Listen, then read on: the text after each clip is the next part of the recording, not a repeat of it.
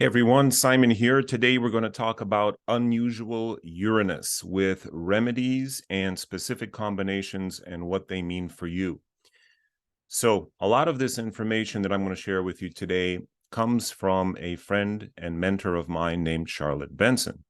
Charlotte is the president of ACFA, the American Council of Vedic Astrology. Let's put up their site here. And she has the unique distinction of having done astrology for all of her life. It's the only job she's ever had. She began as a teenager and has been doing it ever since. In fact, she texted me a couple of days ago saying that she was at the Eagles concert. If you don't know who the Eagles are, they're one of the biggest bands in rock history, internationally respected, known band. That in and of itself isn't saying much. But she was there at the behest and invite of the Eagles. And in fact, she was in the prime box seat that cost $10,000 a seat. Now, she didn't have to pay $10,000. And in fact, jokingly, she said, well, as an astrologer, I see this as having saved $10,000. Why do I bring this up? Because I want you to know that it is possible to do what you do and to do what you love and to do it. If you do it at a level of excellence, you can make money doing astrology. You can have a certain amount of social respect. And if you truly help people, if you are a true professional and at a level of professional expertise where you can change people's lives for the better, then the rewards come in and of themselves. There's a lot of stuff on YouTube that you'll see that doesn't necessarily help you do that. The content that we're putting out here, or that we try to put out, is to take you from that level of dilettante, amateur, to professional level. So, how are Scorpios in bed, right? You're going to see channels like that and they get millions of views. That doesn't help you or your clients necessarily. My teacher, first Jyotish teacher, Hard Defoe, when he traveled to India, he was met by the Maharajas of the state, who themselves drove the Rolls Royce to pick him up at the airport and drive him to the palace. Okay? There is a level of this game where people who know, and this is not just in the Indian society, this is in Western society as well, as evidenced by my example of Charlotte, who just texted me a few days ago. People who know and understand will value your work if you are good, right? And so let's not forget that Jyotisha, astrology in general, whether tropical or Vedic, was practiced in the old days for kings and queens, for the potentates of the world. Why? Because the decisions they made would affect potentially millions of people, right? If a ruler made a bad decision, it could potentially affect their kingdom for the worse for decades to come. Which, of course, always makes me wonder why Prince Charles and Princess Diana weren't married at a better date. I always go back to this example. I teach this in my relationship classes. That marriage happened at the literally worst possible day and time, that to the point that you almost think some astrologer that was pissed off picked this for them on purpose. Like, it's that rare of an occurrence that it was such a bad day, like such a bad day for marriage, that in a way it set up their marriage and the consequences to follow for decades. We're still talking about it. There are TV shows about it, right? The Royals, the Crown, whatever it is. My point being that with a little bit of guidance, good guidance, professional guidance from people who know what they're doing, and if you have the ear of people who are influencers, you can affect society for the better. And without it, often things are left to random chance. So what we try to do here, by consulting the stars, consulting the patterns in the sky, before undertaking events, is to leave as little to chance as possible. free will still plays. And we're going to talk about how you can exercise your free will here in the disposition of your karma, in how you play the role that you've been given with the planetary combinations that you have. Free will is definitely there, but the quantum of free will and the area in which it plays out is often discernible through an analysis of the horoscope. So let's jump into this and let's talk about combinations with Uranus. So in the previous video I did with Pluto combinations, I started out by giving you the remedies first, and I'm going to do that again today. So if you get bored, you can just listen to the remedies and go do them. But I think you'd be interested in the actual combinations that will follow. So let's jump into the remedies and let's take a look at, to understand the remedies, you have to understand what the planet is, what its basic energy is about. So I'm going to go to that slide. So Uranus is the planet that rules the sky. Here we go. So Uranus is Father Sky. He's one of the original deities. Now, there is in more ancient Greece, so this is the Greek name. Interestingly, it's the only Greek name of the planets. So we have Jupiter, Roman name, right? Venus, Roman name. Mars, Roman name. Neptune, Roman name. Saturn, Roman name, right? The Greek name would be Kronos and so forth. Uranus is the only Greek name.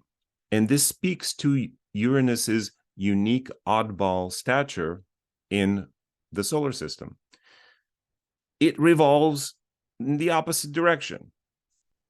So this way, its axis is tilted, north-south axis is tilted, revolves the other way, has a weird orbit. It's the only one that has a Greek name, whereas the other names typically in English are Roman. So this speaks to Uranus's oddball, eccentric kind of nature. But let's go back a little bit. Uranus in Greek is Father Sky. Now the older name is Furanus. And Furanus and Varuna are very similar. In fact, Furshanus and Varsha. In Sanskrit, Varsha, Varshati, means to rain. So he is in essence the god of rain. Varuna is the god of the waters. So there is a link between the Vedic Varuna and the Greek Uranus. You can even hear it in the name. Varuna, Uranus. So they're both sky gods. They're gods of rain and abundance. But one thing about the sky is that it's free, right? You can't sell real estate in the sky. You can sell real estate on the earth. So Uranus people value freedom. They value movement and freedom. So the remedies that we're going to talk about Uranus have to do, first of all, with understanding the air element. Okay, so if you have Uranus on your ascendant, if you have Uranus on your sun, on the ruler of your ascendant, and we'll talk about those specific combos, probably not all of them, but I'll give you a resource to go to find them, each of them in depth. Whatever the combination you have, one of the best remedies is pranayama. Ayama means the exercise or control of prana. Prana is the life force, the chi. So qigong, yoga, but also jogging, biking, hang gliding, anything that moves the air through your body, motorcycling, sailboating, airplane flying, obviously avionics, aviation, but also breath work, the Wim Hof method. Have any of you practiced the Wim Hof method? It's amazing. Why? Now, he is a Uranus person because he's eccentric, right? He has achieved things no one has achieved, by like walking barefoot in the Himalayas for hours, in the snow and, swimming in icy water, and uniting yoga and pranayama with sort of a Western tradition. So, the cough means something. Anytime someone coughs, they're not confident about what they just said. So I'm not necessarily confident about how much the authentic tradition has been united, but needless to say, the method works. So Wim Hof breathing, pranayama, yogic breathing, jogging, biking, bicycling, gliding, trampolining, all of these are ways to move the air element and to bring inspiration. Literally, inspiration means to breathe in, right? To inspire and to exhale, to inhale, exhale. Inspiration is the work of Uranus. Uranus is the higher octave of the planet Mercury, just as Neptune is the higher octave of the planet Venus, just as Pluto is the higher octave of the planet Mars. Higher octave means working at a generational, bigger 30,000 foot level. Okay, so whereas Mars means the muscles and tendons in your body that produce force, Pluto is more like the hormones that help build the muscles and the sinews that produce force. Okay, similarly, Uranus is that inspiration, that buddhi, or even the Mahat Tattva, if you're into Sankhya philosophy, that then comes into and works on the nervous system and becomes manas buddhi ahankara. So you could say it's the Mahat Tattva or even the buddhi. Anyway, philosophy aside, in the practical level, working with your breath is a way to inspire the nervous system, but also give it life. The second remedy, and this depends on where Uranus is now. If Uranus is configured with your ascendant, with your ruler of your ascendant, with your sun, or even your moon, it's very important for you to find your tribe and community.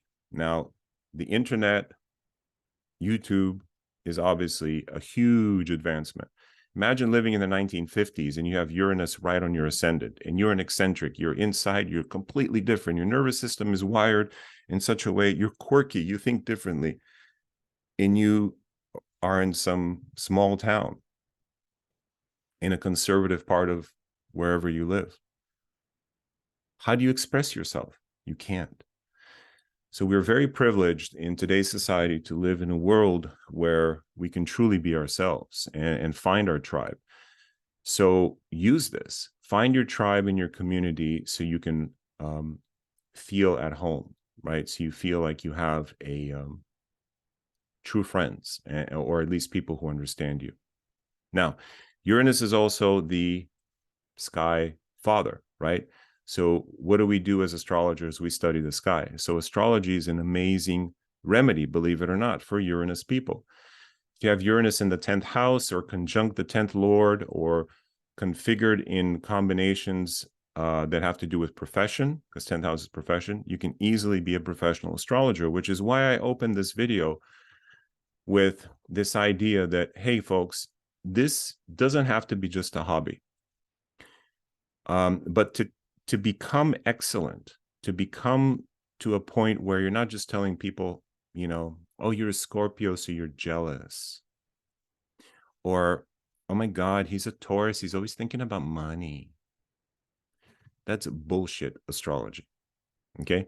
Now, there's a kernel of truth to these things, but how does it help your clients? Are you able to predict, what 2024 will look like for them in marriage, finance, health, and so forth? Are you able to give them workable information? And I think that what makes the difference between that is someone who takes this seriously versus someone who takes it as a hobby. I myself took this as a hobby for 10 years. It was just a hobby. before I started taking it seriously, which is why I never charged. I didn't charge for readings. In fact, I felt like I should pay people to give them readings because I didn't want to be wrong. And if I was wrong, it was anyway. So it took me a long time to start accepting money. What is my point? My point is, consider astrology, especially if it's configured with your 10th house in some way, if Uranus is configured, because it is a great way to express that Uranian energy. Of course, whatever house Uranus is configured with, it'll bring the element of eccentricity, astrology, electricity, its unusual nature to that area of your life. Uranus in the 5th house, unusual children, perhaps unusual circumstances around childbirth and so forth, like foster fathering, foster care, and so forth. Okay, so I'm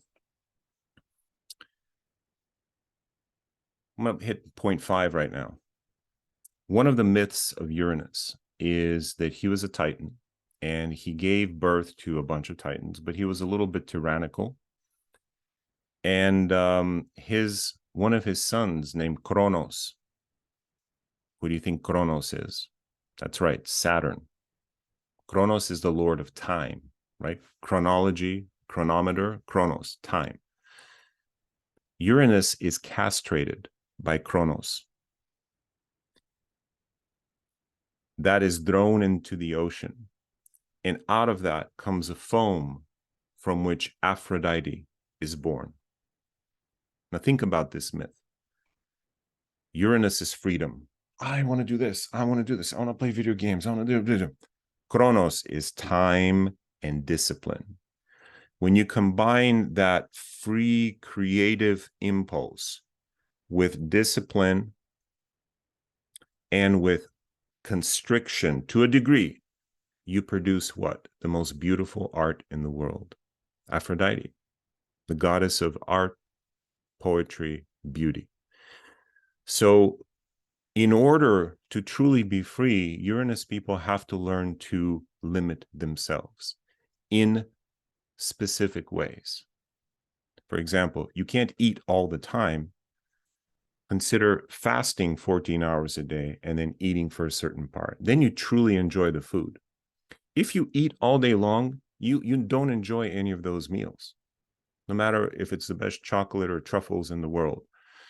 If you restrict your eating window and you get really hungry, then whatever you eat tastes like the goddess Aphrodite, right? So when you restrict yourself within reason, great things are born from that. And if you're a Uranus person, this is one of your life challenges, is to learn constructive constriction, constructive criticism. And this is what the myth and the tale of Kronos and Uranus tell us. So Uranus' mission is to be free, and but to be truly free, you also have to be grounded some of the time. So grounding herbs, grounding practices, walking barefoot on the grass, sitting on a beach, getting sunlight, are all ways to ground your nervous system. Calming herbs like Brahmi, ginkgo. Brahmi is Centella asiatica, and so forth. So if you're into herbology or Ayurveda, all these sciences are brother and sister, right? Yoga, Ayurveda, Sankhya, so forth, in the Vedic system. So that's grounding is one of the best ways to keep your Uranus free long term, because the older you get, if you get frazzled, if your nervous system gets frazzled, you won't be able to enjoy your freedom as much. Now, Uranus is the son of the god of ether. So again, in Samkhya philosophy, where we have the 5 elements, we have ether, air, fire, water, earth, right? Ether is space, you can say. Air element is air. So Uranus, his father, is ether. So again, this is a nod to the 5 element system.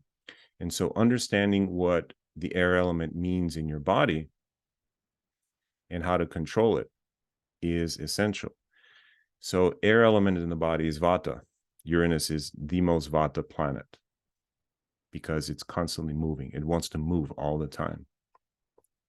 And in the Ashtanga Hridayam, it says Vata is of the qualities of movement, dryness, roughness, coldness. So these are the qualities you want to control.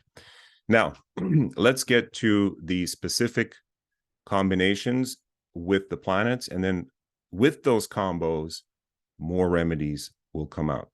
Okay. Now, before we go on, I'm going to take a 60-second break to have a word from our sponsors. This is actually not our sponsors. This is my partner Nadia's website, where she has specific videos for each of the 5 planets. I'm going to just take you through her website here. Let's go to resources. This is ardramoon.com, and there you see yours truly. This is actually a great site for all kinds of resources. I'm going to minimize you can see my books are here, but also, and here's Charlotte Benson, and here's Dr. Andrew Dutta, Alison Bodhani. Okay, great, all great astrologers. This is the Charlotte of whom I recently spoke. Dr. K.S. Chuddak, the great humanitarian and author. Oops. Right, so if you click, it'll actually go to his website and take you there. I clicked on accident, but there you go.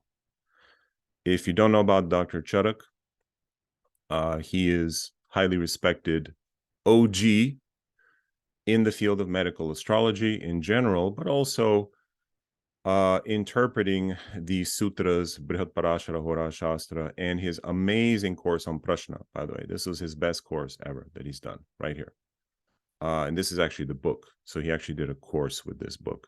So if you want to know about Prashna, classical Prashna, as straight from the scriptures and done in practical terms, meaning, questions for today, not will my cow, give birth to her calf, this week, although you can answer that too.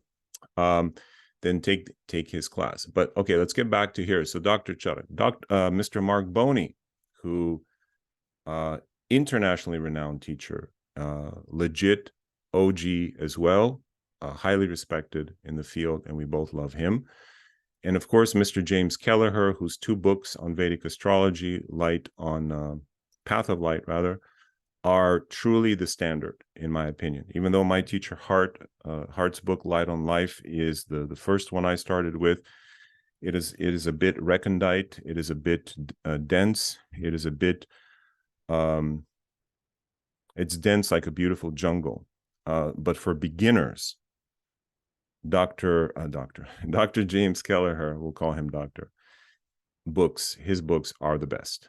And of course, Mark Boney's books are the best on specific topics. So if you go to Amazon.com, you'll find he's published over 50 books, and they are amazing for this, especially with respect to the specific topics he teaches. And then there's special experts, Sulabh Jain, Barbara Roberts, and our dear friend Saskia Stam, and Vedic Astrology Organization. So this is a great page for reference. I was talking about the American Council of Vedic Astrology, Sedona Vedic Astrology Conference, and Arsha Vidya Ashram, the best ashram in the US, according to Simon Chikoisky.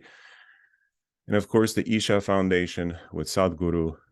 And for Ayurveda, you've got Banyan Botanicals, John Douillard's Life Spa.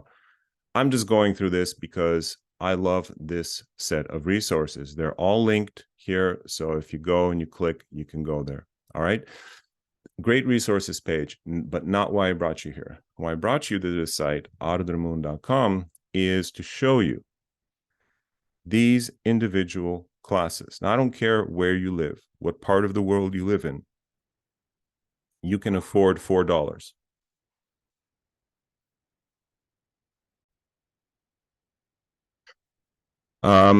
So to understand sun, exalted moon, debilitated moon, but also the specific combo. So any combo that you're looking for, that you want to go deep on, that you want to have a deep professional dive on. This is professional level instruction on the specific meanings of how these combinations play out in a person's life, what they mean for you in real life.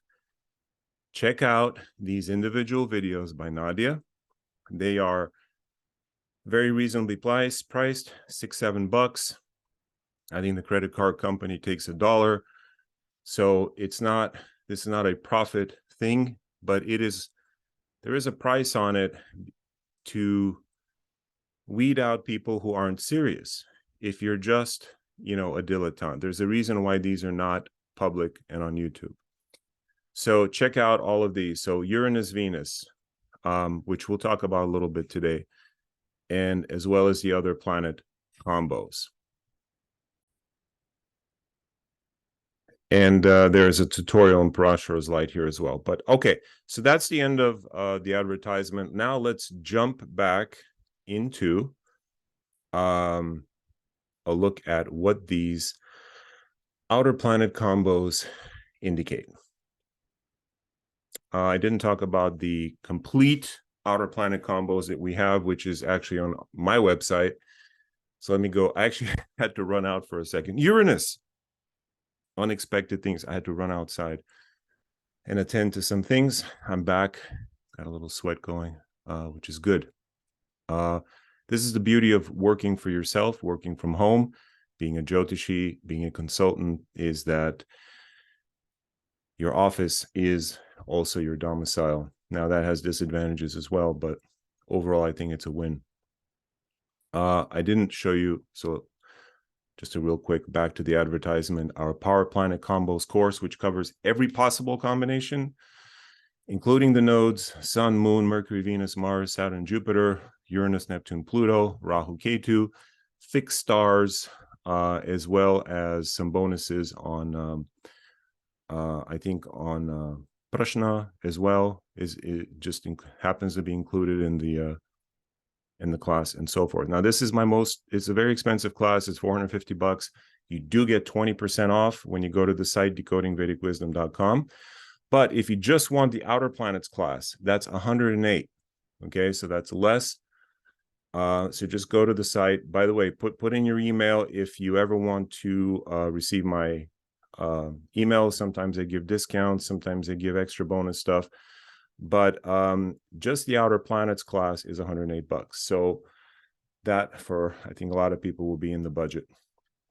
And all right, so let's now get back to the essence of Uranus conjoined with your planets. Now, if any of these are your ascendant lord, they become even more meaningful. So if Sun or Moon or Mercury is the ruler of your ascendant, you want to pay special attention.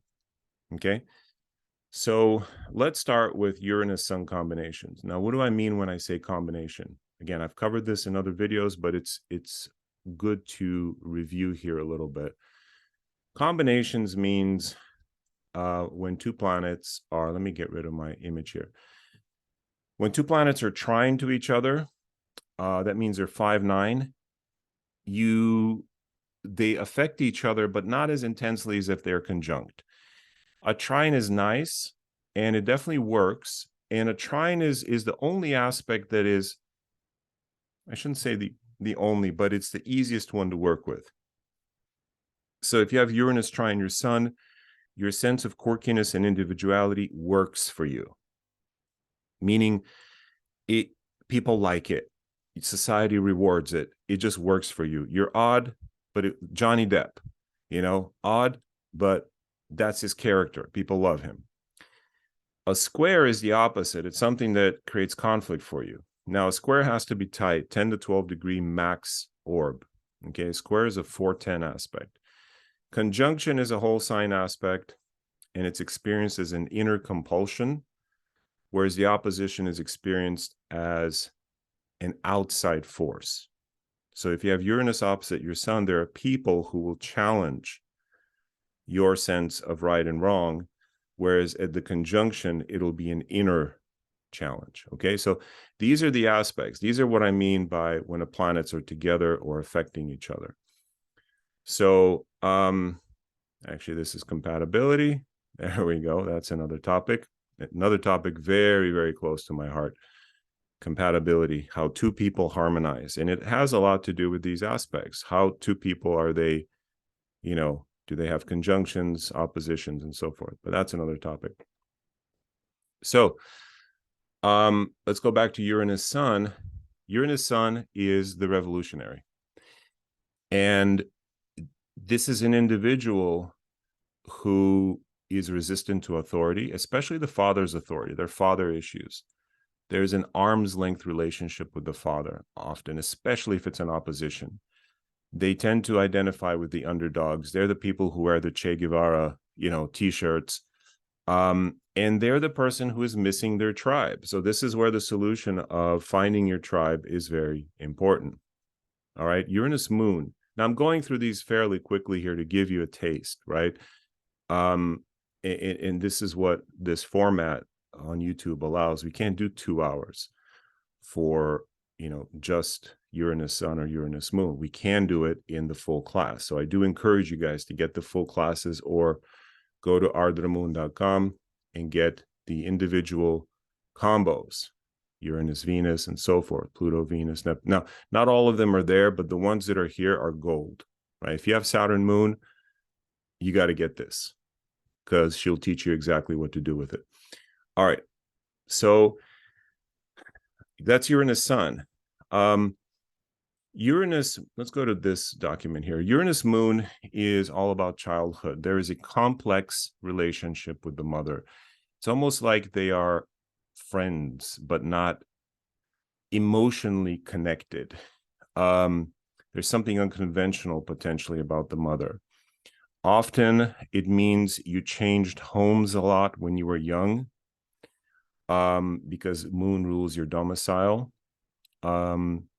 Non-traditional lifestyle. Again, Uranus Moon talks about an eccentric, a person who is unconventional because they were probably raised in some kind of unconventional way. And the type of aspect and what house it happens in will also affect this.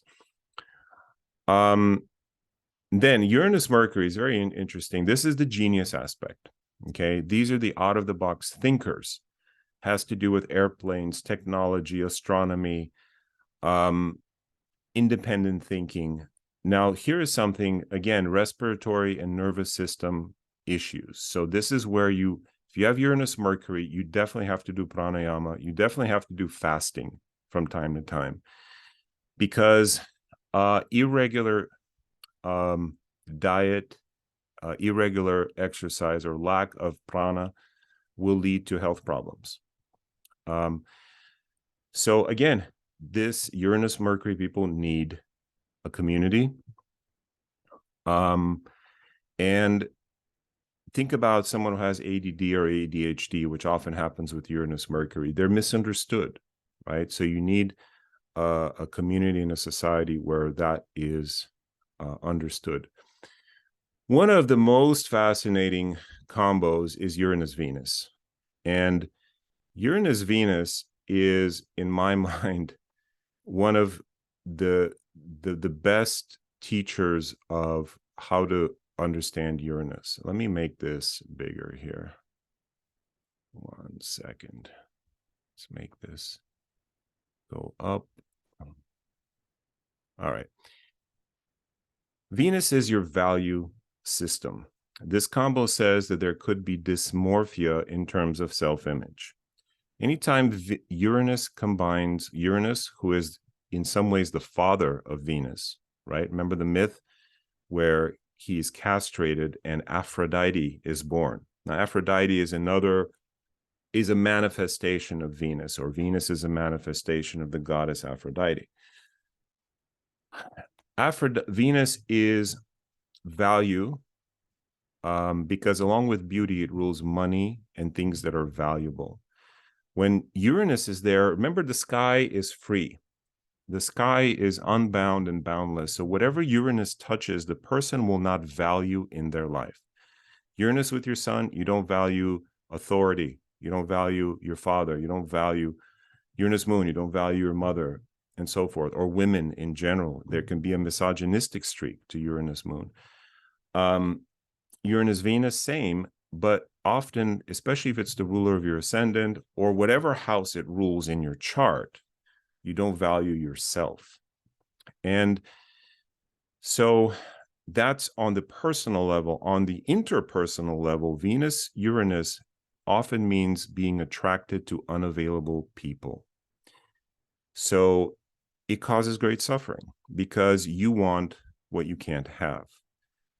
And on the flip side, a lot of creativity comes out of that, because when you want what you can't have, often you write that love song, or you write that poem, or you create that masterpiece of longing that comes out of. So Uranus Venus is almost unbounded creativity, because Uranus stimulates anything it touches. And you're probably going to give that creativity away. You don't do it for the money.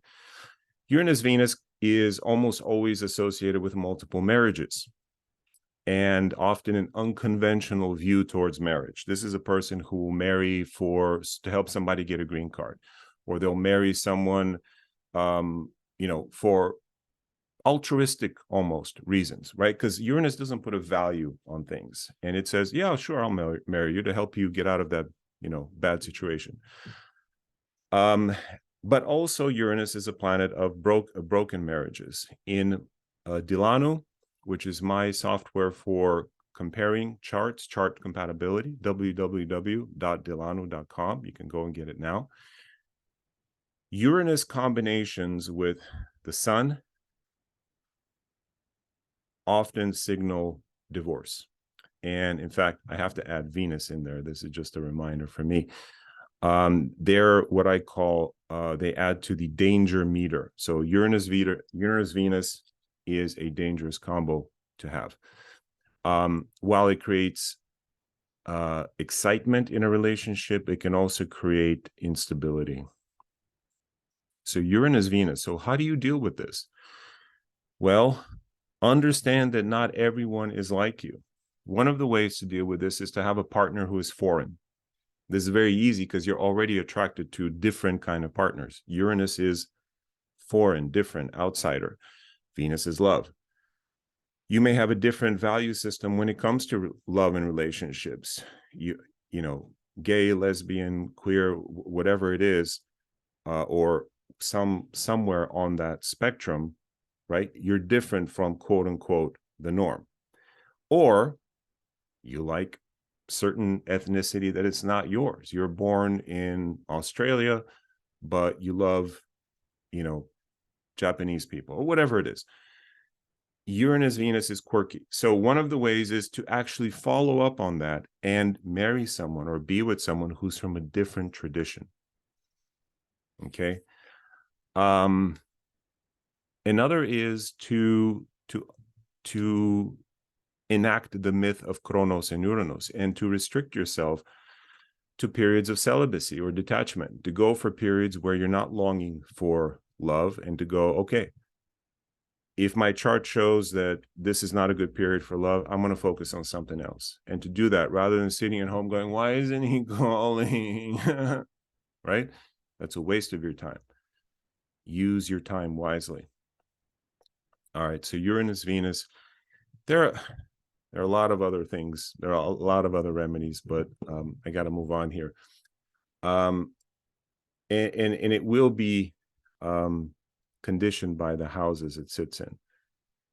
All right, let's do Uranus Mars. Uranus Mars is Mars on steroids. It is the classic indicator of poor impulse control.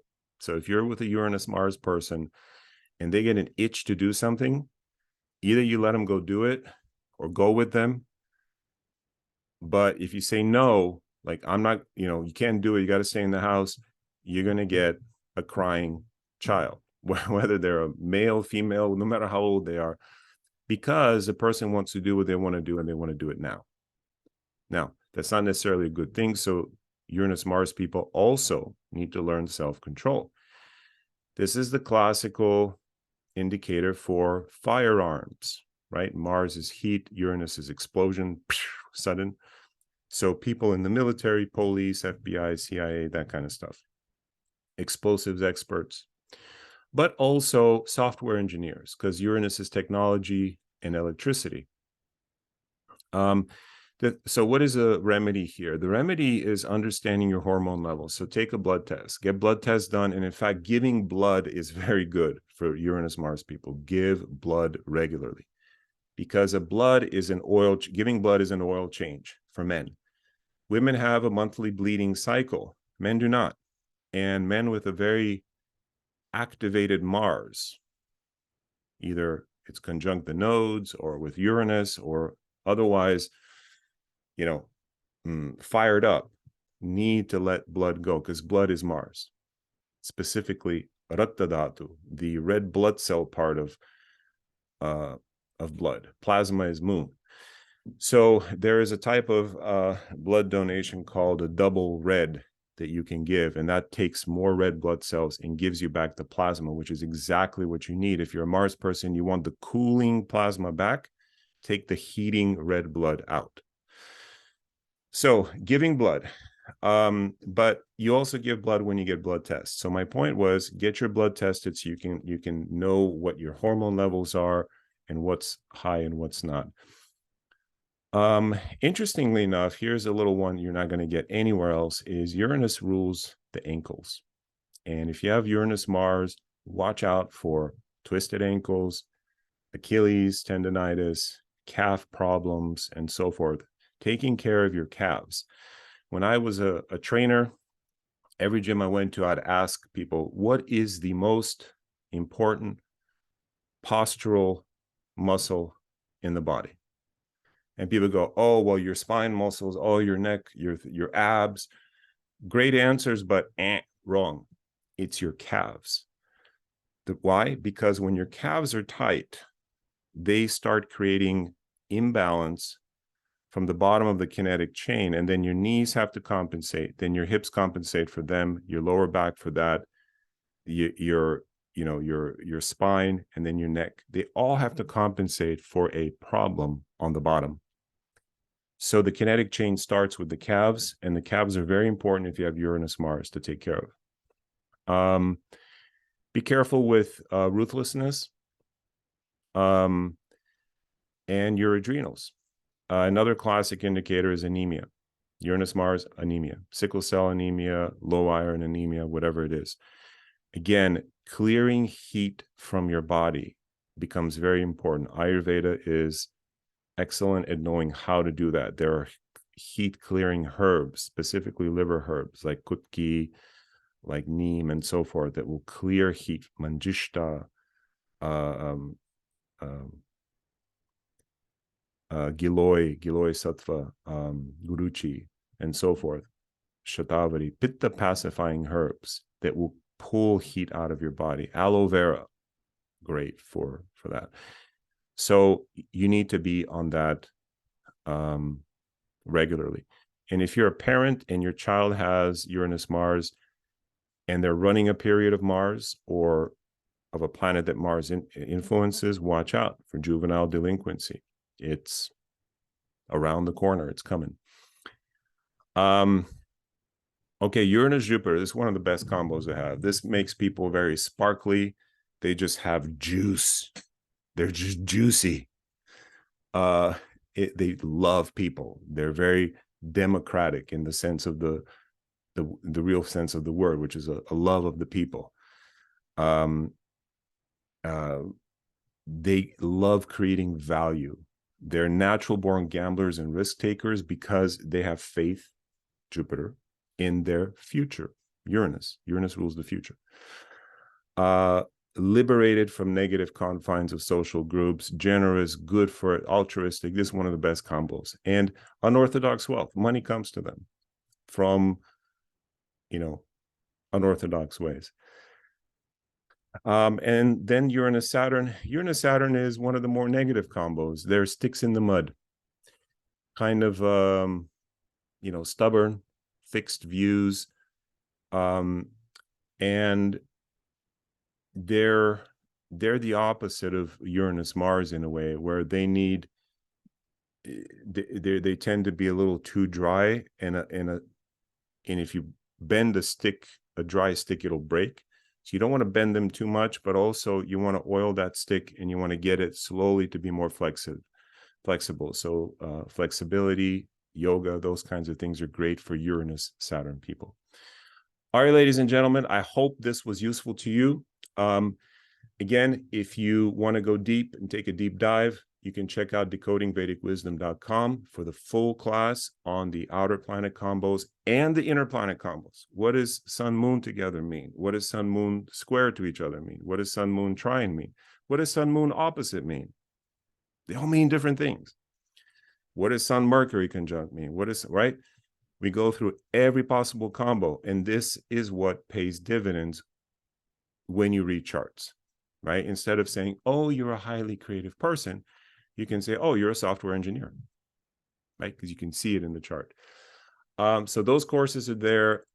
Do check out Nadia's mini classes on specific planet combos. And I'm sorry for shilling so much, but I truly believe in this. This is the tradition we come from. And I promise you I shill more for other people than I do for myself, but I've been told that I should also promote my own classes. So here I am doing it. So that's it for me, ladies and gentlemen. We'll see you in the next one, and we'll do Neptune combos. Until then, namaste, hari om.